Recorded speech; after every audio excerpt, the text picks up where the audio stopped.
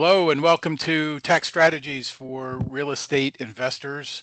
I'm going to call myself your host today. I'm Tom Hicks, and many of you know me and some of you don't, and I look forward to maybe the opportunity to get to know you. Joining me on our presentation today from Elevated Tax Strategies is Justin Ruppel and Zachary Zimmerman. Say hello, guys. Hello. Hey everyone, happy Friday. Happy to be here. Yeah, it is Happy Friday. Fridays are always happy, aren't they? Yeah. Yeah. All right, Justin, I'm going to toss it to you and let you get started. All right. That sounds good. Welcome everybody. Good to have you with us. It's our pleasure to take this hour, and we want to be respectful of your time. Dive right in, talk through tax strategies for real estate investors. I'm Justin Ruppel, Elevated Tax Strategies, and I'm going to kind of do the first part of this. We're going to myself, Zach, and Tom will each be sharing a little component and then having some time for Q&A at the end. So please stick around for that if you have questions that come up or anything that comes to mind. And also is getting recorded. So if you want to review it later, and for those that are coming in late, although you didn't hear me say that if you're coming in late. So anyway, it's good to have you guys here with us. So I'm going to start with just kind of a basic introduction to real estate taxes. I found that as I've had opportunities to share real estate tax strategy with business owners and real estate investors, I find that sometimes it's helpful to kind of go back to the very basics of taxation and kind of how it works, not to assume that that everybody's kind of starting from ground zero, but sometimes it's helpful to kind of step back and be like, hey, why does this matter? What are we trying to accomplish here? And so some of the just a little really basics when you're talking about taxes. If you're running any kind of business or real estate, residential rental, commercial rental, or whatever that might be, if you have an investment property, effectively you're running a business with that property. And so kind of getting to the basics, you have cash flow, and with your cash flow, you have your income or revenue that you generate from the rental. And so that's, the little green bar here, that's coming in. If you're running some kind of investment property, regardless of the property type, you have whatever your revenue, your lease payments, rent payments. If it's an Airbnb short-term rental, you've got their nightly payments for staying and all of that, their contribution towards cleaners that you have come in or whatever it might be. So you got your income. And so that's, the green bar on this graph. And then also, you have your expenses and deductions. And so that's things like operating expenses. That's all the expenses you have to pay out for managing and operating this property. That can be things like if you have a mortgage on the property, a loan, the interest you pay towards that, property taxes, insurance, utilities, repair and maintenance, legal and professional fees. By the way, this is not meant to be an exhaustive list. It's just the types of typical things that would be expenses and deductions. And then you also have part of those deductions are depreciation. It's investments, capital investments into your initial purchase or acquisition of the property, any improvements you made, renovations, and equipment or furniture that you've purchased for the property. The way that the IRS works and how you buy different kinds of equipment. Some you can't write off immediately. You got to depreciate over a period of time and spread that cost out over time. So however that is, those all stack together for each tax year to be your expenses and deductions. So when I'm given a presentation like this live with a group of people, as I actually did a couple days ago at a local real estate broker's office. I'm here I'm in Portland, Oregon. And so as I gave this presentation with a group of real estate brokers, I kind of laid out, hey, here's your income and expenses. I know this is really basic, but it's good to get your head around. What part of this are you taxed on? And sometimes it's a bit of a trick question because I have people go, well, your income or your revenue. And while that's partially true, it's really the net. If you notice on my graph here, there's a gap between the red and the green. And so that's your profit. That's your net income. And so that is what is taxed. And that's important to realize because you're like, okay, this is going to be, go into my tax return, and this is going to be subject to my marginal tax rates. You're listening to. This is going to be, oh, by the way, if you're able to mute yourself, we'd appreciate that. Just to make it easy for everybody. For those still popping in, thanks for being here. We're just kind of getting started, and this is being recorded too. So if you want to go back, if there's anything you missed, this can be sent. This can be available for everybody as well. So when we're looking at taxes, whether you're running a business or you're running a real estate property, an investment property, you've got your income and expenses. You get taxed on the net income and profit. And so this is going to be, on your personal tax return, flow into, a lot of times real estate properties are going to show up on your Schedule E on your tax return. And this is going to be subject to your tax rate. And so there's other situations where people find themselves getting taxed. So sometimes it's not, sometimes there's a capital gains situation where somebody is selling something for, if the green bar represents what you get from selling it, and the red bar represents what you originally paid for it. There's a gap there as well. That's your profit, so to speak, and that's considered a capital gain. And so if you sell real estate, you have a capital gain. I had a situation recently working with someone who bought a piece of property, and he actually sold some stock that he owned. So he owned several pieces of stock in a company, sold that stock for a gain. And so the gain on that stock sell is subject to capital gains for that tax year. And then he took that cash that he got from selling his stock, turned around, and he invested it as a down payment in a residential rental that he's planning on, already has actually up and running on Airbnb and all of that. And so while he sells that stock and invests in the property, that stock sell creates a tax because of the gain. And so there's different situations where you're realizing, okay, I have taxable income this year, whether it be from the operating of my property, there's a profit of my cash flow, or a capital gain from selling something like stock or a property, or I've worked with people selling a business and they got a significant capital gain. And so we look at, okay, how do we address that? What are ways to mitigate that space right there? One of the most basic, like on the couple slides ago of all your expenses, is making sure you're deducting every expense that you can deduct in operating this property. So if you're running a real estate property, you're running an investment property, yes, making sure you're deducting everything you can. That's a great thing. Working with phenomenal CPAs and tax preparers like Tom here, they're going to work with you, making sure that you're including everything you can and deducting against the income of that property. So that gap between the expenses and the income can close as much as possible with what you can deduct and write off. But often there's still a gap here, whether capital gains like what you see in front of you, or the previous slide, it's your profit in running the property. There's still a gap, which means this is going to be taxed. So what are our opportunities? What are our options available to us potentially to address that gap, to minimize it, and sometimes completely wipe it out? So that's where we get into how we can leverage real estate for tax savings. So I kind of walk through the basics here, like, hey, this is the situations we regularly find our clients in. They've got some kind of gap, which means they're getting taxed in some manner. And then they also own investment properties. Okay, what can we do with that property potentially to address that gap and minimize it, or sometimes completely eliminate it? So if you want to move to the next slide, this is where we get into depreciation. So with depreciation, if you invest in a property, you're able to depreciate a portion of that investment on your taxes. It's an accounting practice that takes the cost of a tangible or physical asset and it spreads it out over its useful life. And so the IRS have their rules on what categories they go in. So here we go. If you bought a residential rental like this, and this is true whether it's a commercial property, an office building, an industrial building, or whatever, what did you buy if you bought this property? If to take it into two big broad categories, if you bought this home that you see pictured in front of you, you bought land and you bought a building or any improvements on that land. So it's the dirt and everything on the dirt. So for example here, if you bought this home for $1 million purchase price, whether you put a down payment in and finance the rest, or you bought it cash or whatever it might be, you put in $1 million and acquire this property.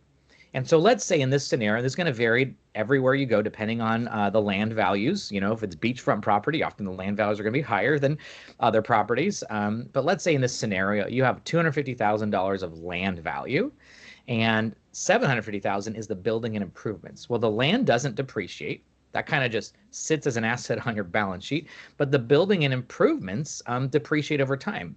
For residential properties, it depreciates over 27 and a half years.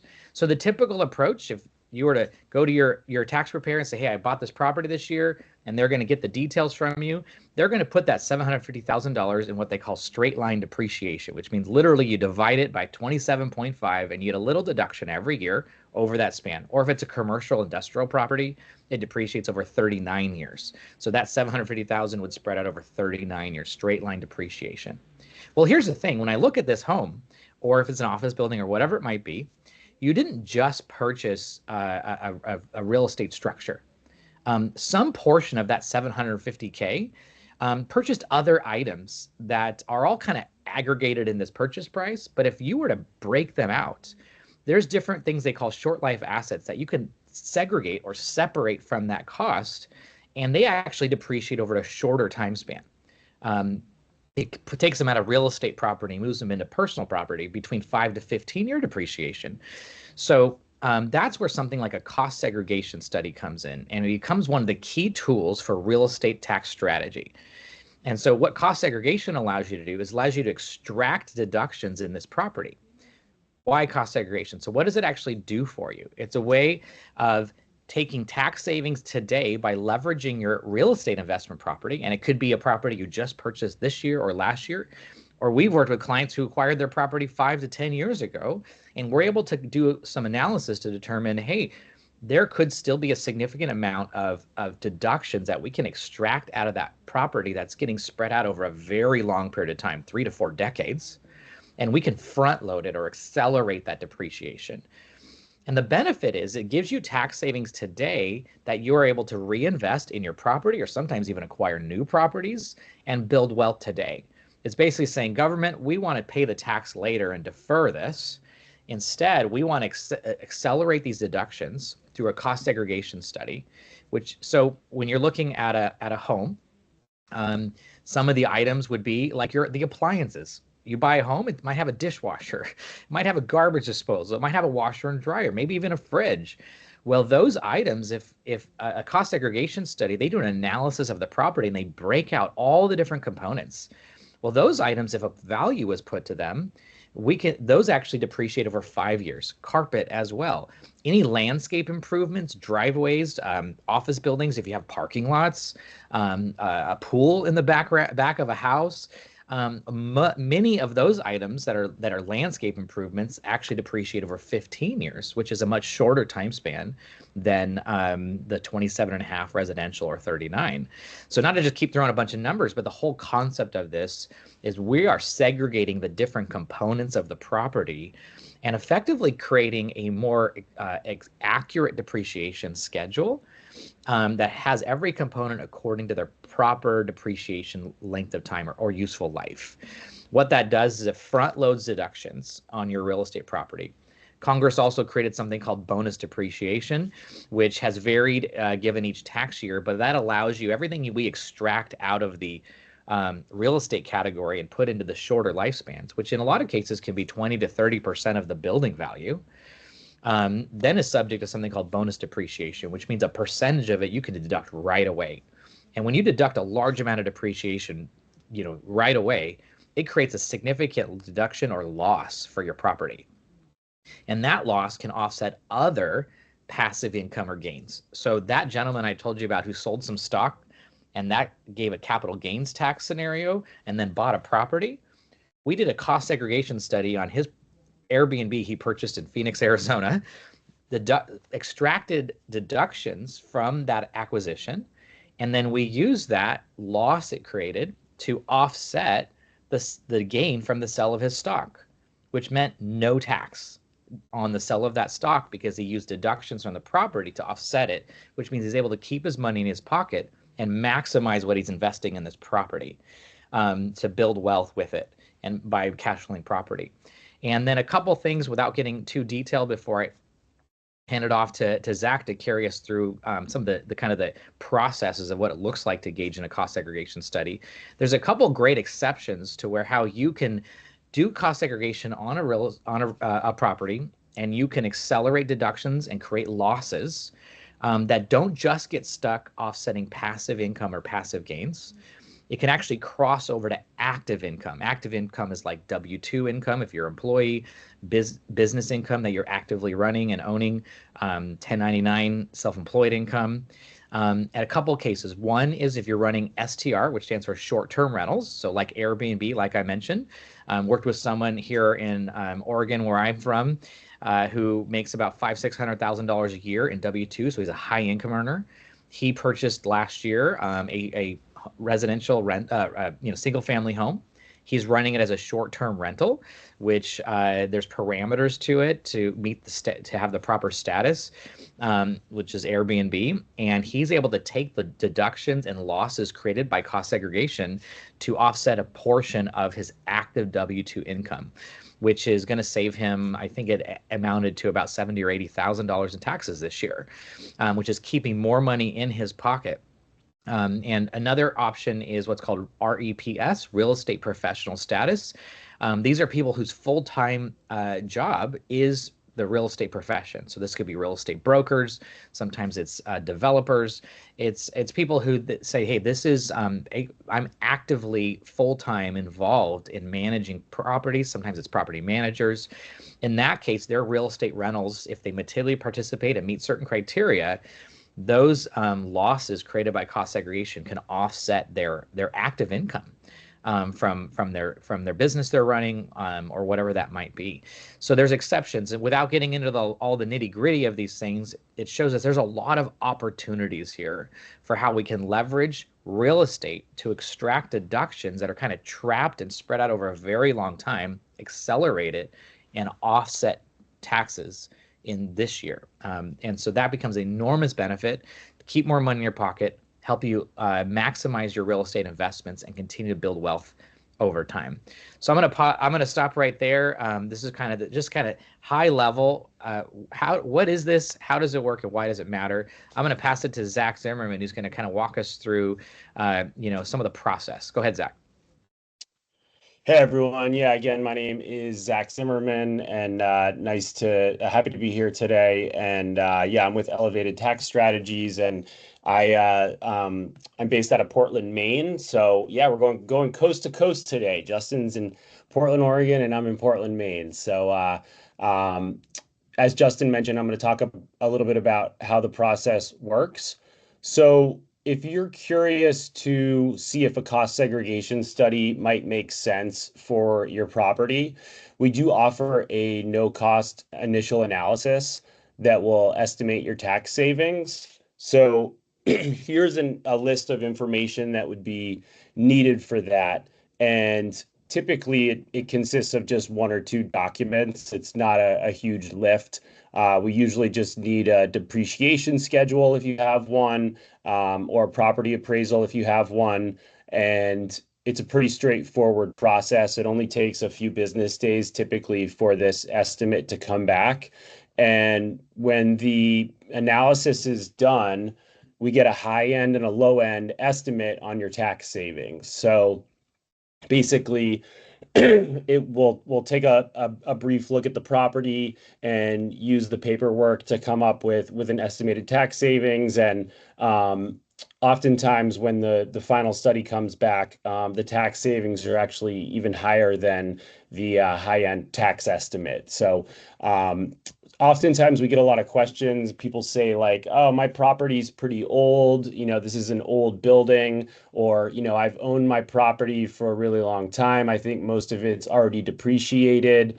Or, I don't think my building has higher enough property value. I don't think I paid enough for it for cost segregation to make sense. I would say those are probably the three like things we hear most often when people aren't sure if a cost segregation study makes sense for them. And the answer is there's no harm in doing a no cost analysis. We don't mind spending some time doing this. It's what we do all the time, and we're happy to run the numbers and get an estimate. And once the estimate comes back, we can also present you the fee. And we always, want to make sure that we're not wasting people's time or money. If the tax savings isn't there, we're not going to waste your time. We want to make sure that there's a significant ROI on that, for sure. Generally speaking, what we tell folks is that for a property that which was purchased for, let's just say, for example, $1 million, the tax savings would typically be somewhere between $60,000 and $80,000. And the fee that we charge is relatively small compared to the tax savings. So the ROI makes sense, I would say, 9 times out of 10. Sometimes it doesn't make sense for various reasons, but typically it does make sense, and there's no harm in doing this no cost analysis. Go ahead to the next slide. So let's say you get the analysis back and the estimate looks good. So the estimated tax savings is really high and the fee is pretty low compared to the tax savings. So let's say you want to move forward with a study. I'm going to walk through how that process works here. So to start this study, we collect a 50% deposit, and this is a retainer for the project. After you pay that fee and sign our engagement letter, we collect a couple more documents from you. Sometimes all of the documents were already collected during the initial no-cost analysis phase. So sometimes there's no more documents to collect, but typically we might need like I mentioned before, a property appraisal or floor plans are also great. They're not required, but floor plans and documents similar to those will help maximize the tax savings for your property typically. And after we collect the documents, we do a site survey. So somebody from our firm will go on site to your property and survey the property, both the interior and the exterior of the property. And we will also take lots of photos that can be gathered and collected for analysis. And after we've taken the photos and collected all the documents, typically the study takes like 2 to 4 weeks to complete. And go ahead to the next slide. When the study is complete, we review a few items with the property owner. So the cost detail is the first thing typically that we review, and that breaks down the property into the different categories. Different parts of the property can be accelerated at different speeds, as Justin mentioned. So you'll see, parts of your property that are in the 15-year category, for example, like Justin mentioned, outdoor items, and 5-year property, items like carpeting, built-in bookshelves, specialty lighting, things like that. All of those items will be listed in your report, and you will see right down to the penny how much can be accelerated on the depreciation. The total site will also be divided into specific categories, so detailing what percentage of your property falls into those different year categories. And then lastly, the definitions for the accounting methods are all in the study. So those are outlined in the study documents in case you need them. And then once we've reviewed everything with you, of course, we're going to send you the completed report to you and your tax professional, and then return any data files that might need to be returned. So that's a quick overview of typically how the process works. And, it depends on the property, but wanted to give you an overview on that. And at this point, I'm going to pass it over to Tom Hicks. So Tom, take it away. Thanks, Zach. Boy, that's an old picture of me. I look much better, much more handsome today than I was back then. So, okay, so we're going to talk a little bit about nuts and bolts, adding and subtracting, using the calculator to really look at what is the real savings. And I have my old friend Mike Mulligan. I don't know if you're old enough, you might remember Mike Mulligan. Mike was a character in a children's book that I had when I was a child, and Mike had a steam shovel. And it's been a long time since anybody's called, an excavator or heavy equipment a steam shovel, but it was Mike Mulligan. So we're going to use Mike today. Mike makes a purchase. He purchases a residential multi-unit building on January 1st of 2024. Mike pays $500,000 for the property. Mike's tax advisor, which is me, strongly encourages him to obtain a cost segregation study on this property, which he did. Now, based on, other information, I've determined that the relative value of land to building for Mike is $400,000 and $100,000 respectively. Now, this is important because as Justin says, the dirt is not depreciable, right? We're not making any more land. It's just simply not depreciable. So it's all about the structure that's on that dirt. So now if Mike had opted not to do the cost seg study, his depreciation would have looked like this. And so you can see here that we've allocated the cost of the building. This is residential rental, so the recovery period is 27.5 years.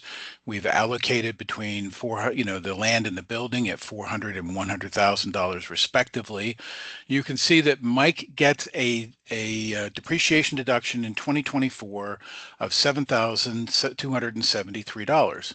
Now, the reason that this number is different than the other numbers is you don't get the full year in the first year. You get it's called the half year convention. So you basically get half a year. And then you can see in 2025 and beyond, his annual depreciation deduction is limited. It's the same amount year after year after year, $14,545. Now, this is what we call the straight line method of depreciation. It's called a little bit something different in the actual tax code, but that's what it is. It's straight line depreciation, meaning it is the same amount year after year spread over that useful life of the particular asset. So albeit Mike's got a good property here, it's going to be income producing, he's limited on what he can deduct for depreciation. It's all based on the original cost of the property. And sometimes if we don't have an appraiser's report, the only thing that we can do is go to the tax assessor's office and look at what the property is being assessed for to determine what is that allocation between land and buildings. So hopefully we would have a appraiser's report, which can maybe turn out a little differently, but still, this is the allocation. So let's move to the next slide. But because Mike did the cost segregation study, you can see that the analysts were able to allocate the cost of the building to the actual building itself, heating and air conditioning, appliances, security, parking lot, and the land. We're still at $500,000. Still at $500,000. We're just breaking up the cost of that building into its component costs, or component parts rather. And you can see on that recovery period column, there's the obviously the building for the 27 and a half, and then everything else falls between 5, 7, and 15 years. Much shorter recovery period for those items. So now you can see Mike's depreciation, even conservatively. This presentation does not include bonus depreciation that Justin talked about, and it doesn't include something called Section 179. And it was only recently that we could use Section 179 on 5 and 7 year recovery period assets, to where we could literally, say to the federal government, I'm taking the full deduction for this year. Could be a heating plant, could be appliances, even could be furniture if you're talking about an Airbnb. So this is very conservative. And you can see that in 2024 and into 2025, Mike gets a big bump. He gets a big bump in 2025, and it starts to decline over the years. And this is employing what we call the modified accelerated cost recovery system, or MACRS. And by doing so, by breaking up the component costs of this building, we've been able to assign cost to a shorter recovery period, and thereby recover that cost in the form of depreciation much earlier in the life of the asset. So let's go to the next slide and just look at the difference here. So in this graphic, you can see green is good, right? We have a lot more depreciation in the early part of the asset's life, and this is beneficial, obviously, to us because we get to deduct that. It becomes an expense, like Justin was talking about, like all your other operating expenses, like taxes, insurance, repairs, maintenance, all that stuff related to the property now gets an extra bump because of the using the cost segregation study to get a higher depreciation deduction in the earlier parts of the asset's life. So let's move on to the next graphic. So let's talk about some of the risks involved with doing a cost segregation study. First, of course, there's upfront cost. There's a cost to doing this, and I'm sure that we'll talk about this briefly in our question and answer section. So you have to be aware upfront that this is an extra cost beyond the cost of purchasing the building. There's complexity in doing a cost segregation study, not something that you're going to try and take on yourself. So, and this is a complex process that is governed by the tax law, and we want to work with the experienced preparers that know how to do a cost segregation study, and to reduce the opportunity for the next item, which is IRS scrutiny. Okay, so sometimes IRS uses a very sophisticated algorithm to determine who gets selected for audits. Now, you probably heard in the news that the IRS is going to have to slash its workforce by by half, something like that. And just when you think it couldn't get worse, it does. IRS can't do the job that they're tasked with doing now. How in the world are they going to do it with half the number of people? But needless to say, the use of technology and the employing this algorithm, your return could get picked out for review because you have such large depreciation deductions. And it's going to be an easy task for me when I have to respond to that, something called a desk audit, which is done through the mail. And when I respond to that with the report that we get from Elevated Tax Strategies, the issue's over. There's not going to be anything go beyond that because we did a qualified cost segregation study. So also know too that you might be exposed to something called depreciation recapture if for some reason you decide to sell this property in the very short term, in the 2 to 3 years beyond its acquisition. The tax code might compel you to kind of give back some of that earlier benefit that you got from shortening the lifespan and getting the higher depreciation. So we always want to make sure when we talk to clients about this that they're in for the long term, right? That this means 10 years or more. I'm planning to hold this property 10 years or more. And if they're not, then we have to make you aware that you might have to give back some of this benefit if you dispose of this property early. The next thing is something called passive activity loss limitations. Now, some of you may already be involved in real estate, and there are regulations with rental real estate that limit the amount of losses that you can claim with your rental properties. And it's a complex process, so I'm not going to burden us with those considerations, but there is a limitation, and there are strategies around that. But you could be in a position where you might have multiple rental properties, let's say some that are, maybe have been with you for a few years. They're now cash flowing positively. They're producing profit. You get another property, which you do a cost segregation study on. You use that front end loading for the depreciation deduction, and you can actually use those losses on that new property against properties that you already own and offset some of that income and thereby reduce your overall tax liability. So, all right, Shannon, let's jump ahead. All right, so your overall considerations here are tax savings. And I like to kind of substitute tax savings for what I call tax efficiency, right? So the cost segregation study, again, allows you to legitimately accelerate your depreciation deductions into the early years of ownership of that property, which thereby reduces your overall tax liability. Guess what? If you're paying less in taxes, right, the cash flow on this property has gone up. You have less coming out of your pocket. You're writing to the federal and state government to cover the taxes related to that property. So obviously the next benefit is, is the tax savings. So, and strategic planning is really important here in my mind when you are considering properties for acquisition.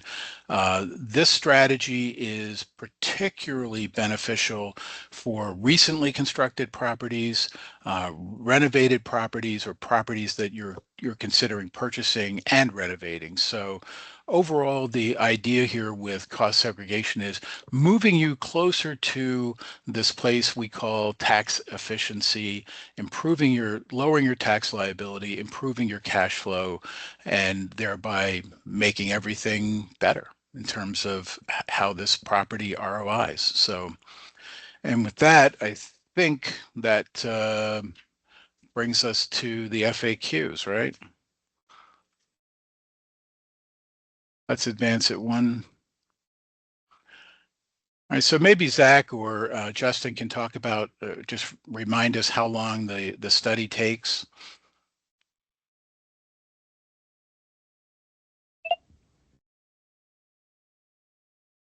As Zach mentioned earlier, often the process is about a 3-4 week process from getting a proposal, moving forward, get the documents, and some of that determines on how quickly we can get the documents that are needed from you. But it's not a huge lift, as Zach mentioned. But usually it's all within about a month's time, if we're able to move quickly and get everything we need. So it's not too lengthy of a process. Doesn't require a lot of involvement besides getting those initial documents needed, and then somebody for the site visit, someone being on site to allow the surveyor in to review and take pictures, as Zach walked us through. And the cost can greatly vary depending on the property. So we find that often a residential rental, like some of the examples that we used in our presentation today, those, depending on the size of the property and complexity, can be somewhere in the kind of like $4,000 to $6,000 range, sometimes lower, sometimes higher, depending on the property. This is why we do the proposal, so we can show you what the fee would be versus the tax savings. Because when it comes to cost segregation, a big component of it is return on investment. What's the benefit and what's the cost, and how much of it. But often we find in cases like some of the examples we used, the ROI is sometimes 5 to 10x. And so, investing $5,000 in a cost segregation study, which is also an expense you can deduct against your taxable income on the property as a fee and service that you paid for and service your property. Often we see a savings that's 5 to 10 times the cost of the fee. But that's why we're in the proposal. We want to determine that this is worthwhile. We do sometimes run into cases that after the proposal, we look it over and realize there's not significant savings to be found here. No harm in that then. Okay, maybe it's not the best thing for your particular property. And that's why we review that on the front end, so that there's no surprises when this gets handed to your tax preparer and they implement the new depreciation schedule. You don't want the feedback from your taxpayer that says, hey, your tax liability did not go down. And so that's why we want to review on the front end. And it mentioned common mistakes. One that comes to mind for me, and then Tom, I'm curious if you have any others to add. When you're doing a cost segregation study on a property that you've had in service for before this last tax year, then it's already getting depreciated. And so your tax preparer, unless our cost segregation providers can produce this as well, they file a form called Form 3115, which is a change of accounting method. I have seen that some inexperienced tax preparers that aren't familiar with cost segregation may not be familiar with how to properly complete Form 3115, which is basically saying, hey, IRS, I want to start depreciating this property differently and accelerate depreciation. And so it's a form. What was so powerful about Form 3115 is even if you've had the property for 3, 4, 5, even sometimes as long as 10 to 12 years, we can change your depreciation method in this current tax year and effectively catch up everything you should have been depreciating over the last 10 years, let's say. And so Form 3115 is kind of the mechanism of making that adjustment. And now we're going forward in a new depreciation schedule. So that's one thing I've seen. I've also seen some scenarios where someone meets some of those exceptions for passive loss limitations with short-term rentals or real estate professional status. There's nuances to those. And an experienced tax preparer that understands how to properly input that into the tax return for short-term rentals or real estate professional status is vital, because there's a lot of room for errors in those categories in navigating that. Tom, would you add anything for some of those kinds of common mistakes? Well, I think one of the biggest mistake that I see is failure to recognize the opportunity for a cost segregation study. And in fact, Justin, you're spot on. Most tax preparers really know very little, if nothing, about a cost segregation study. Typically, this time of year is, we're all going at full throttle, and we don't really have a lot of time for, stuff like this. But so it's really the just failure to see the opportunity, and then when we do have the opportunity, we oftentimes see them assigning the wrong cost recovery periods to those allocated pieces of the pie. And now's a great time. I'm going to just jump in to say this is coming from my department of shameless self-promotion, in that there's a difference between tax preparers and tax advisors and consultants. Our company, we're tax advisors and consultants. We're looking through the windshield with you on your travels. Tax preparers are looking in the rearview mirror and doing their work kind of retrospectively. So, the opportunities are there if you're working with the right forward-looking firm that cares more about where you're going than where you've been. So that's the ones that come to mind immediately for me. And I will add, as far as the last question, another, I don't know if it's a mistake, but it's something that I hear fairly often is, I'll talk to somebody who owns a commercial building or owns an apartment building, and they'll say, I'll ask them if they know about cost segregation, and they may or may not know about it. But then I start talking about how it's a depreciation specialty tax program, and sometimes they'll say like, oh well, my CPA, or oh well, my tax professional already does all that depreciation stuff, and I've been working with them for like 10 years now, and they're really good at saving me money on my taxes. And if we can get that person, sometimes we do a three-way phone call or a three-way video call. And I would say, 9 times out of 10, the CPA or the tax professional is not doing a full-on cost segregation study. Yeah, they are helping with the depreciation, but essentially they're just getting the low-hanging fruit. So they're not maximizing the tax savings. And with a full-on cost segregation study, you're going to maximize the tax savings and really have a lot more benefit and bang for your buck, for lack of a better phrase. But so, all right. I was just going to probably the same thing you're doing, Tom. With our last 15 minutes, we'd love to see if there's any questions from the group. You can either throw it in the chat or unmute yourself and speak up. We'd love to address any questions that come up through the conversation.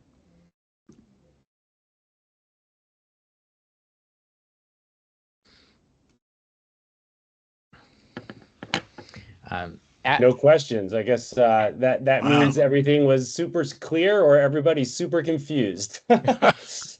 So one thing I'll throw out real quick as you're thinking of questions. Something I'm regularly asked is, besides what we've already talked about, is how old of an acquisition, and is it worth doing? I've often found that when we get to about the 10 to 12 year of time span since you acquired the building is when sometimes the ROI starts to really diminish, but there's exceptions. One big exception is if significant renovations have been invested in the years since, then cost segregation could still be very valuable. And the other question I get asked is, what's kind of the minimum building value that makes this worthwhile? I find that often around a building worth about 250 to 300K, of initial investment is when we start seeing some ROI with doing this. So I don't know if you had any other thoughts to add to that, Zach or Tom. But that's some of the things I see, and then it's the numbers really just scale with the size of the building. Large properties, large. I talked to a provider that does cost segregation studies. They talked to me about a professional sports stadium they did cost segregation on. It could be from a condo. It doesn't even have to be a single family home. It could be a condominium, townhome, short, residential rental, all the way to large complex properties. One thing I can add is that, over the years, especially since the pandemic, we've seen a really dramatic increase in the fair market value of properties that are selling, right? That are substantially higher than what they were prior to the pandemic. And so as that cost increases, so does the benefit of the cost segregation study.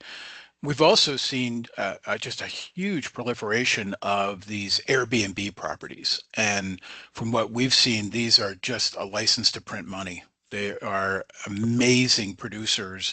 If, of course, they're in the right place, it's the right kind of property, it's close to the things that people want to go to and do.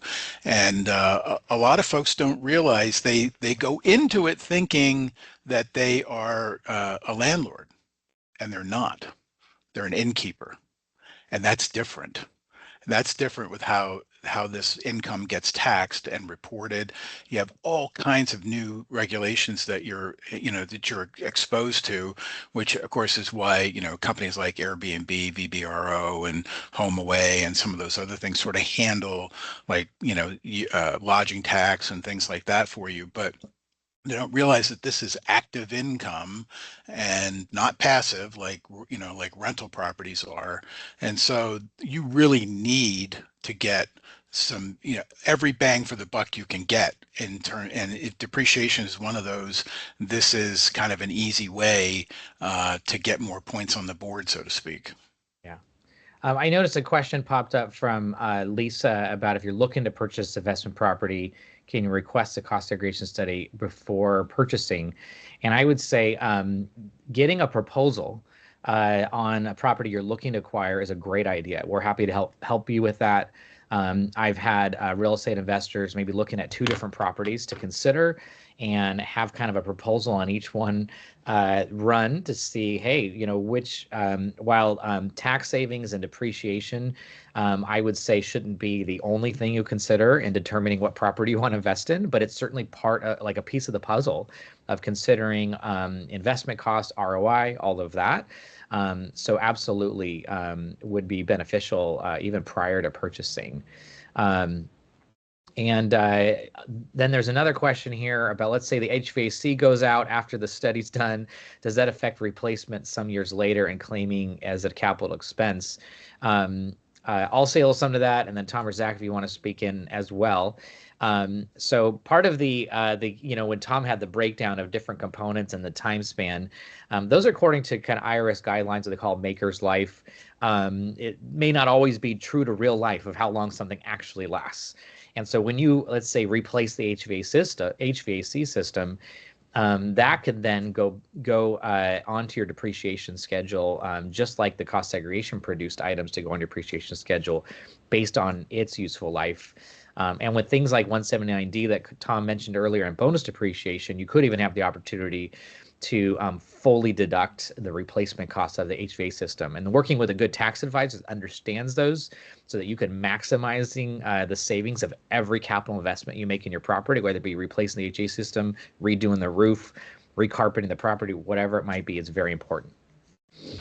You're spot on there, Justin, on that. And the only thing I can add to it is if, Larry's question here is, if the HVAC goes kaput, what happens? And we can actually treat that as abandoned property. It's no longer has any value, but there's cost involved. It's not usable. So we can immediately write that off. Then the new HVA system comes in, and it comes in at the same useful life, and it is eligible for bonus depreciation, Section 179, and all of that.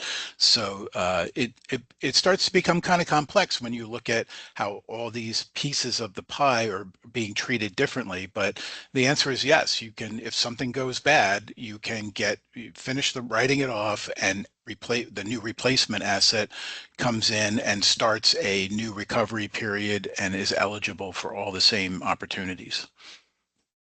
And I would even add, Tom, because you got a cost segregation study, you have a value to what that HVAC was. If you have a cost segregation study and the HVAC goes bad, that often gets overlooked, the deducting of what was remaining in its useful life. So you actually often miss out on deductions when you're replacing things that go bad in your property if you had not gotten a cost segregation study. So even as you continue to operate the property and make improvements and renovations and repairs, there's additional tax savings that can be found because you did the cost segregation study, and you have values now to every component because of the itemized schedule that's been created through the study. Absolutely. Let's see, do we have any more questions? I don't see any hands going up, and Shelley says really valuable information. Thank you, Shelley. Thank you, Shelley. All right, well, shall we wrap it up, Justin? Yeah, one thing just to mention real quick of Tom, I think you spoke greatly to a lot of the value and tax savings. If there's anybody in this group that has been or is considering, kind of a shifting to becoming a real estate professional, in the sense of like this really real estate investment becomes basically kind of like your full-time occupation, that's where this can be very powerful. I gave a similar presentation a few months ago to a commercial real estate brokerage about real estate tax savings, and a couple of the commercial brokers talked to me in the coming days afterwards about their strategy. And they had heard of cost segregation several times in the past from other CE courses they attended, but nobody really walked them through like what we did today of what the real world benefit would be and its relevance to them. Well, they're very successful commercial real estate brokers, making hundreds of thousands of dollars a year in broker commissions, as well as from cash flowing commercial properties that they've acquired. And so we're able to do a cost segregation study on a couple of their properties. My team's going to be finishing the study probably by early next week for their filings that are due late next week. So we're squeezing it in. But it's effectively handing them about we're not sure about the numbers yet, but it'll be about $3 million of deductions extracted from their commercial properties with bonus depreciation, which will be between these two 50-50 partners in their properties, effectively wipe out all of their, as real estate professional status, all their commissions that they made in 2024, as well as the cash for the property, saving them each about $500,000 in taxes. That's very significant.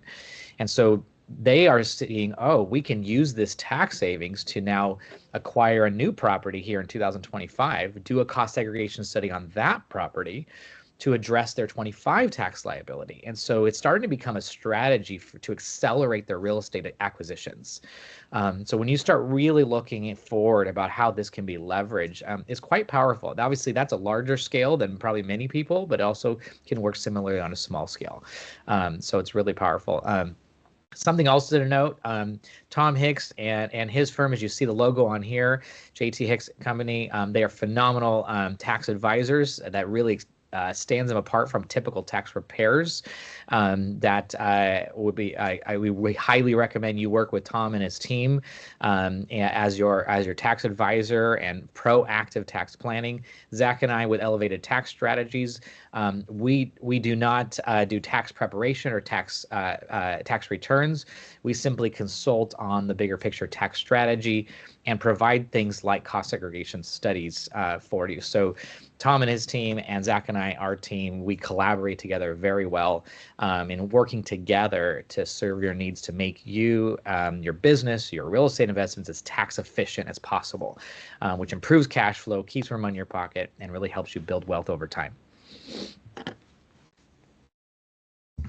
Well, guys, this has been a great experience, and I'm glad that so many people joined us and that we had an opportunity to share all this information.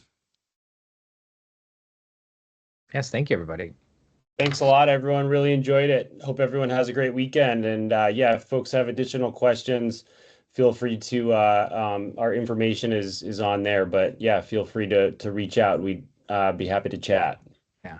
And And something just I'll mention, I know a few of you guys, I know because I got an email right before this, send me the link to join. A few of you guys may have not come into the meeting by registering, but instead just click the link. Someone, either myself or someone, shared with you the Microsoft Teams link.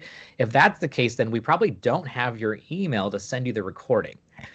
So if that's the case for you and you want to drop your email in the chat, we can grab that and make sure you get included on the email of the recording.